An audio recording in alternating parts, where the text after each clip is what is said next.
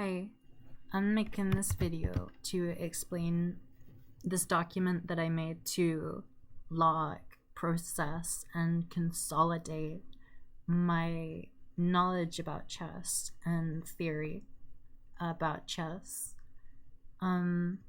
Because I think it's super useful to just write stuff down to remember them, and I feel like it's a lot of fun as well. And I'm sure you love chess if you're watching this, so you can see that I've split this into training, opening theory, and endgame headers. If I just open the first one, it says the different modes of training and what they're good for.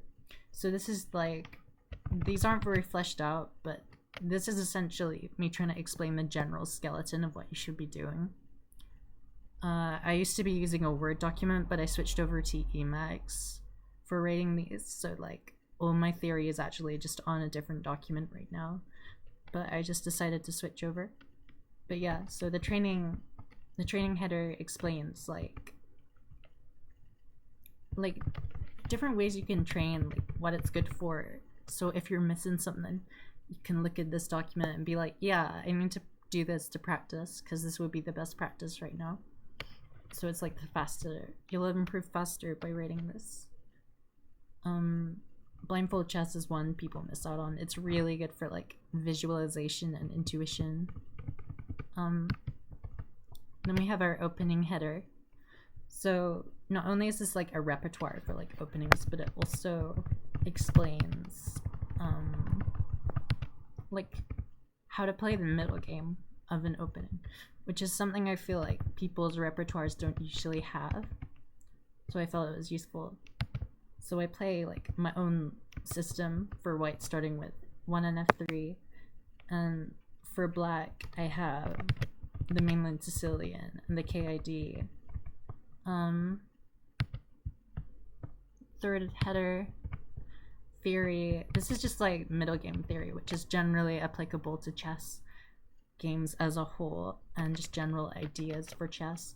So we have stuff like comparisons between pieces, we have open files, trades, liquidation, general theory you'd read, strategy.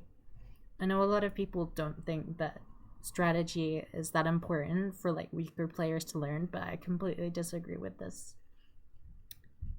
Besides, theory is just really fun to learn, so I would suggest learning theory and strategy regardless of what level you're at.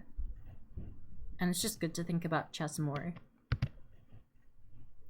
So then finally we have an endgame, and this is the least fleshed out for me, and I think that shows because my endgame is actually the worst part of my game.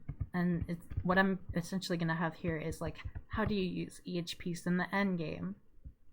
So for example, the king is more offensive in the endgame as opposed to the opening in the middle game. I'm probably also gonna include basic mates and whatnot. But yeah, thank you. I hope this inspires you to make your own, because I found this sort of thing really fun to do and really helpful. My ELO really shot up after I started doing this. Yeah, have a good day.